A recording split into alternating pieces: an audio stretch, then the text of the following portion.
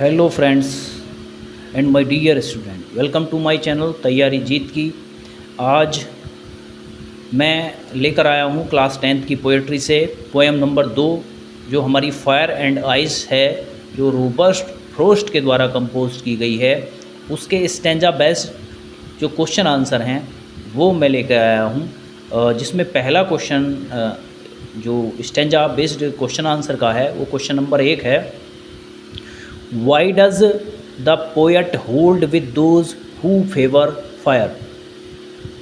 इससे पहले पोएम हमने पढ़ी है और पोएम में से ये क्वेश्चन पुटअप किया गया है, why does the poet hold with those who favour fire.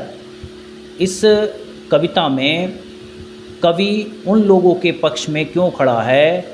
इसका अर्थ है कि कवि इस कविता में उन लोगों के पक्ष में क्यों खड़ा है जो आग के पक्ष में हैं। जो आग के पक्ष में है, कभी उन लोगों के पक्ष में क्यों है। तो उत्तर क्या है, fire is a symbol of desire. जो आग है वो प्रतीक है इच्छा का, लालच का। The poet has already experience desire, और कवि को पहले से ही अनुभव है इच्छा का या लालच का। On the basic of his experience he knows, अपने अनुभव के आधार पर कवि जानता है, क्या जानता है, that excessive desire will destroy the world, that is why he holds with those who favour fire. Excessive desire, excessive desire का से आशा है हमारा जो अधिक होता है, अधिक किसी भी चीज़ की जो अधिकता है, कि लालच और इच्छा की जो अधिकता है वो संसार को नष्ट कर देगी। लालच और इच्छा की अधिकता संसार को नष्ट कर देगी। Is why he holds with those who favour fire. इसीलिए जो कवि है वो पक्ष में खड़ा है, उन लोगों के पक्ष में खड़ा है जो आग के पक्ष में है। पहला क्वेश्चन इस तरह से कंप्लीट होता है। अब दूसरे क्वेश्चन की यदि हम बात करते हैं, question number 2, what do you think would be enough to destroy the world. आप क्या समझते हैं कि संसार को नष्ट करने के लिए, समाप्त करने के लिए क्या क्या चीज़ आवश्यक है, क्या पर्याप्त है। संसार को समाप्त करने के लिए क्या पर्याप्त है, किस माध्यम से संसार पूरी तरह से समाप्त किया जा सकता है। Can fire and ice contribute to it. क्या आग और जो बर्फ़ है, आग और बर्फ़ का योगदान भी इसमें हो सकता है। क्योंकि हम पोएम पढ़े थे तो पोएम में बताया था कि जो डिज़ायर है वो डिज़ायर से, डिज़ायर प्रतीक है किसका, आग का। तो आग अथवा डिज़ायर जो है उसके माध्यम से क्या हुआ, संसार नष्ट हो सकता है। तो इसी तरह से can fire and ice contribute to it. तो क्या आग अथवा आइस, बर्फ़ भी इसमें योगदान दे सकते हैं। तो आंसर में देखिए, देखते हैं answer. Our desire and hatred would be enough to destroy the world. जो हमारी इच्छा है, हमारा जो लालच है, एंड हेटर्ड हमारे अंदर की जो घृणा है, would be enough to destroy the world, ये संसार को नष्ट करने के लिए, समाप्त करने के लिए पर्याप्त है। क्यों? क्योंकि जो डिज़ायर है वो आग का प्रतीक है, जो हेटर्ड है वो आइस का प्रतीक है। यस, इसीलिए देखिए लास्ट में आंसर आया है, yes fire and ice contribute to it, because आग और बर्फ़ का भी इसमें योगदान है।